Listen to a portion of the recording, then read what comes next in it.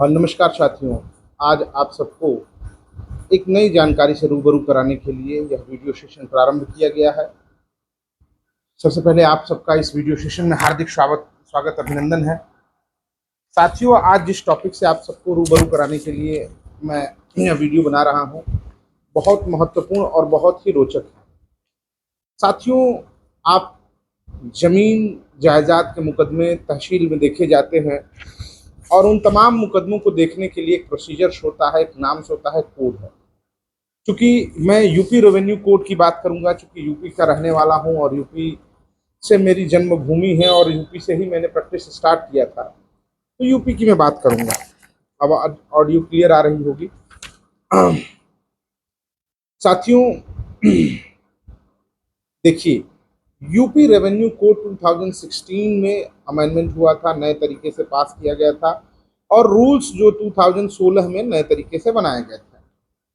इसका उद्देश्य जो है, इसका पर्पज जो है, इस कोड का पर्पज जो है, देखिए, किसी भी वक्ता को अपनी बात रखने के लिए, किसी भी श्रोता को बात सुनने के लिए पेन और पेपर की जरूरत होती है कि अच्छे पॉइंट्स लिख लिए जाएं या अच्छे पॉइंट्स अपने श्रोता तक डिलीवर किया जाए। दोनों के लिए पेन और पेपर की जरूरी होती है और एक समरी तैयार कर लेना जरूरी होता है। मैंने अपना नोट हर बार की तरह एक समरी तैयार कर लिया है और आप लोगों के समक्ष बहुत ही रोचक आकर्षक जानकारी में प्रस्तुत करने का प्रयास करूंगा अपने ज्ञान और कंपाइलेशन से।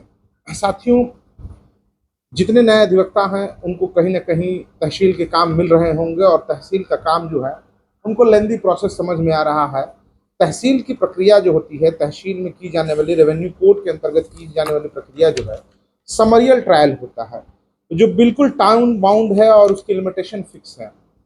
इसका उद्देश्य है लैंड ओनरशिप रिकॉर्ड को मेंटेन करना और रेवेन्यू कोड में कैसे मेंटेन किया जाएगा, कैसे कैसे उसका वो रख रखाव होगा उसके रिकॉर्ड को। फिर से सक्सेशन डिसाइड होगा, जैसे किसी की मृत्यु हो जाती है, कोई पैदा हो जाता है, कोई आता है, कोई जाता है, कोई प्रॉपर्टी बेच देता है, खरीद लेता है, तो इस तरीके से हस्तांतरण होता है, अधिकारों का हस्तांतरण होता है विल से, डीड से। तो डीड से होने पे, विल से होने पे, किसी की मृत्यु होने पे, तो उसकी भी रिकॉर्ड कीपिंग की व्यवस्था रेवेन्यू कोड में कैसे की जाएगी और कैसे उनका नाम अल्टर करके नए कोड में लाया जाएगा, उसकी भी व्यवस्था की जाती है। दूसरी चीज, परिवार जब बढ़ता है तो बंटवारा होता है, तो परिवार बढ़ता है तो संपत्ति भी बढ़ती है, तो संपत्ति बांटने के लिए प्रोसीजर्स जो होते हैं वो यूपी रेवेन्यू कोड में दिया गया है, उसके मैं डिटेल में भी बताऊंगा। पहले ये शॉर्ट ब्रीफिंग कर रहा हूं और चाहूंगा कि कम से कम समय लेते हुए अच्छी से अच्छी जानकारी आप लोगों के समक्ष रख सकूं। दूसरा चीज होता है अवैध कब्जे से मुक्त कराने के प्रोसीजर्स जो है, कोई आपकी जमीन पे या किसी ने सरकारी जमीन पे या किसी व्यक्ति के जमीन पे कोई कब्जा कर लिया है, तो उसके लिए इविक्शंस की प्रक्रिया क्या है, उसको वहां से बेदखल कैसे किया जाए, उस तरह की प्रक्रिया को रेवेन्यू कोड में दर्शाया गया है, बताया गया है। और अगर इन चीजों से कोई ऑर्डर ऐसा पास्ट हो जाता है रेवेन्यू ऑफिसर से, रेवेन्यू कोर्ट से, तो उससे एग्री पर्सन अपील रिवीजन कहाँ करेगा, इसकी भी व्यवस्था रेवेन्यू कोड में ही की गई है।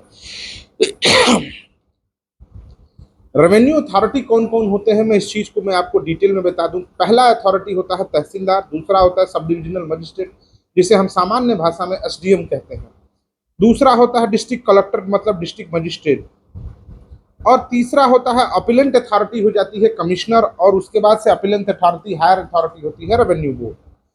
ये चार, मुख्यतः पांच अथॉरिटी कही जाएगी जो सामान्य भाषा में मुकदमा प्रारंभ होता है तो तहसीलदार की कोर्ट से, एसडीएम की कोर्ट से, कलेक्टर की कोर्ट होते हुए कमिश्नर की कोर्ट और फिर रेवेन्यू बोर्ड तक पहुंचता है। रेवेन्यू बोर्ड इसकी अंतिम कड़ी है। उसके बाद अनदर वे में अगर कहा जाए तो ऑनरेबल हाई कोर्ट्स और सुप्रीम कोर्ट्स डील करने लगती है। लेकिन जो अथॉरिटी है, रेवेन्यू अथॉरिटीज हैं, जिसको कंस्ट्रक्शन किया गया रेवेन्यू कोड में, तो ये पांच अथॉरिटी हैं जिसके यहाँ मुकदमे डील किए जाते हैं, प्रारंभिक स्टेज से लेकर अपील रिवीजन तक। अब मैं बात करूंगा कि सबसे पहले मैं बात करता हूं म्यूटेशन का, नामांतरण का। नामांतरण क्या है? नामांतरण ये है, देखिए नामांतरण कैसे होता है। नामांतरण किसी की मृत्यु पे उसका पुत्र या उसके सक्सेसर, वैलिड सक्सेसर जो होते हैं, जो लीगल टर्मिनोलॉजी में आते हैं, जो सक्सेशन की क्राइटेरिया इसमें बताई गई है यूपी जमींदारी उन्मूलन अधिनियम में, उसमें सक्सेशन को बताया गया है। उसके अकॉर्डिंग वो उसमें बताया गया कि कौन सक्सेसर होगा। फिर हिंदू सक्सेशन कोर्ट्स में भी है, लेकिन वैलिड जो है तरीके से, जो वैलिड सक्सेसर हैं उनको तरीके से। दूसरा चीज, अधिकार कोई डीड से कोई पाया है, किसी किसी को गिफ्ट मिल गया, कोई किसी ने सेल डीड एग्जीक्यूट कर दी, तो उसके तरीके से वो अधिकार पाता है संपत्ति पे, तो वो म्यूटेशन होता है, नामांतरण कहा जाता है जिसे। और सामान्य भाषा में आपने सुना होगा, प्रचलन की भाषा में तरमीन शब्द उर्दू जबान का यूज किया जाता है, जिसको हम नामांतरण कहते हैं, म्यूटेशन अंग्रेजी में कहते हैं। यह दफा 33 में होती है, यह दफा 33 है यूपी रेवेन्यू कोड 2006 का। और इसमें आपको जो होता है, एक आरसी प्रपत्र जिसके भरा जाता है, उसको भर के वेरीफाइड लेखपाल द्वारा वहां दे दिया जाता है, जिसमें 33 में म्यूटेशन की कैटेगरीज में आते हैं, तो आपका सक्सेशन हो जाता है। म्यूटेशन सक्सेशन के आधार पर हो जाता है। अब ये म्यूटेशन कैसे होते हैं? सेल डीड, गिफ्ट डीड और इनहेरेंट प्रॉपर्टी का म्यूटेशन होता है। अब म्यूटेशन होने के बाद अगर यह म्यूटेशन की प्रक्रिया डिस्प्यूटेड है तो इसको 90 दिन तक चलाई जा सकती है। अगर डिस्प्यूटेड नहीं है तो इसको 45 दिन में वाइंड अप करके खत्म कर देना चाहिए। अगर इससे देरी की जाती है तो यह कोर्ट के रूल्स का वायलेशन है, और इसके लिए आप ऑनरेबल हाई कोर्ट्स में पटिशन फाइल कर सकते हैं, जिसको मैंडमस, रीट ऑफ मैंडमस कहते हैं, जो प्रायः आपने देखा होगा एक्सपेडाइट की प्रक्रिया में लोग लाते हैं और करते हैं। अब मैं अगले टॉपिक पे बात करूंगा जो सेक्शन 116 में दिया गया है, पार्टीशन शूट। पार्टीशन शूट कब फाइल करते हैं? जब किसी ज्वाइंट प्रॉपर्टी के दो खातेदार या दो से अधिक खातेदार हों, एक से अधिक खातेदार हों, तो उनके बीच में संपत्ति का बंटवारा होता है। वह प्रक्रिया जो है पार्टीशन शूट कहलाती है। और पार्टीशन शूट जो है हम तहसील में लाते हैं, और इसको P1 पार्टीशन P1 फॉर्म होता है, P1 फॉर्म भर के दिया जाता है, जिसमें पार्टीशन किया जाता है, और अपने अपने शेयर्स का निर्धारण अपने अपने सक्सेसर क्राइटेरिया के आधार पे हो जाता है। मैं बार बार सक्सेशन कह रहा हूँ, सक्सेशन कर रहा हूँ, ये शब्द उत्तराधिकारी के संबंध में है। हिंदी जबान में इसे उत्तराधिकारी कहते हैं। फिर एक पर्टिकुलर सक्सेशन ही होता है जो दफा 35 में होता है, जब लैंडलॉर्ड की डेथ हो जाती है, जैसे 33, 34, 35, ये जो है 3 तरीके की प्रक्रिया है। ये म्यूटेशन की प्रक्रिया कही जाती है, नामांतरण की प्रक्रिया की जाती है। उसमें स्पेसिफिक अगर म्यूटेशन किसी लैंडलॉर्ड की हो जाती है तो दफा 35 में उसके लिए म्यूटेशन की जाती है। अब रही बात इविक्शन की, कोई आपकी प्रॉपर्टी पे कब्जा कर लेता है और उसको कैसे बेदखल करेंगे, उसको बेदखली के लिए सेक्शन 24 में मेजरमेंट करा के वो इविक्शन फाइल किया जाता है। लेकिन अगर कोई गवर्नमेंट प्रॉपर्टी पे किसी ने ऑब्जेक्शन क्या कहते हैं, ग्राम सभा की जमीन पे या फिर किसी ऐसी अथॉरिटी पे किसी ने कब्जा कर रखा है, तो उसके लिए 67 सेक्शंस में दिया गया है, इविक्शंस का ऑर्डर पास कर सकता है। इविक्शन एसडीएम या तहसीलदार इविक्ट कर सकता है उस प्रॉपर्टी से, उस सब्जेक्ट को। ये देखिए मूल रूप से इसके निर्धारण होते हैं। इसके बाद इससे कोई, देखिए रेवेन्यू कोड बहुत बड़ा नहीं है, प्रोसीजर समरियल ट्रायल है, और इसको बहुत केयरफुली हैंडल किया जाए तो बहुत अच्छे मुकदमे होते हैं, और बड़े नए लड़कों के लिए तो ये वरदान साबित होते हैं। इसमें अच्छे पैसे भी मिलते हैं और काम भी बहुत सरल है, कोई टेक्निकल नहीं है, कोई इसमें दाव पेच की जरूरत नहीं होती है, बहुत मुकदमेबाजी में दाव पेच की जरूरत नहीं होती है। 2-4 इसके सप्लीमेंट एक्ट हैं, अगर आपकी अनुरोध होगी कमेंट्स में तो मैं उसको भी आप लोगों के सामने रखने का प्रयास करूंगा। अगर इसकी ब्रॉड डिटेल आपको चाहिए, ब्रॉड डिटेल में एक एक सेक्शन और पूरा रेवेन्यू कोड का आपको डिटेल वीडियो चाहिए, तो आप लोगों को मैं प्रोवाइड कराने का प्रयास करूंगा। अगर एक रिक्वेस्ट है आप सबकी, अगर आप फेसबुक पे देख रहे हैं तो आप फॉलो करेंगे और लाइक करेंगे, अगर यूट्यूब पे देख रहे हैं तो सब्सक्राइब करेंगे। साथियों देखिए, अपील और रिवीजन्स के लिए भी लिमिटेशंस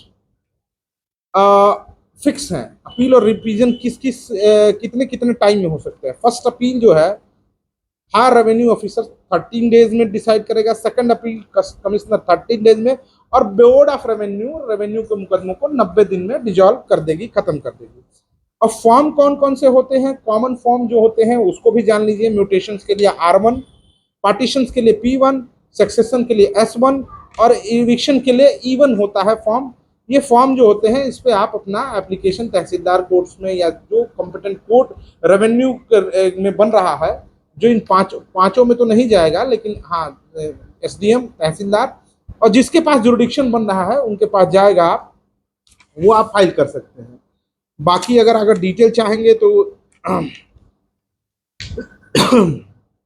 वो मैं दूंगा, और डिटेल में आपको ब्रीफ नोट बना के एक डिटेल वीडियो बना दूंगा पर्टिकुलर प्रक्रिया पे, जैसे म्यूटेशंस पे, पार्टीशंस पे, रिवीजन पे, अपील पे, और तमाम तरह के वो सब्जेक्ट पे मैं बना दूंगा। जैसे केवल रेवेन्यू कोड, ये केवल आपको एक छोटा सा कोड है, इसके साथ कंपाइल करके और भी कोड पढ़े जाते हैं और भी मुकदमे उस तरीके के डील किए जाते हैं जो इनके जुडिक्शंस में आते हैं, उनको भी अलोंग विथ पढ़ना। देखिए, सिविल का मुकदमा बहुत ही पेचीदा नहीं होता है, बहुत आकर्षक होता है और थोड़ा सा लेबोरियस होता है। किसी पे, या आप सिविल कोर्ट में किसी राइट्स के लिए फाइट कर रहे हैं या आपकी रेवेन्यू कोर्ट में मुकदमा कर रहे हैं, उसमें पेचीदगी बहुत तो नहीं होती है, लेकिन आपको नए अधिवक्ता के रूप में थोड़ी पढ़ने और मेहनत करने की जरूरत पड़ती है। तो पढ़ना और मेहनत करना हम सबका काम है। मैं आपको लोगों के लिए शॉर्ट तरीके से ब्रीफ लाता रहूंगा। अगर आप लोगों की आदेश और आवश्यकता होगी तो मैं उसकी पूर्ति करता रहूंगा। जय हिंद, जय भारत, वंदे मातरम।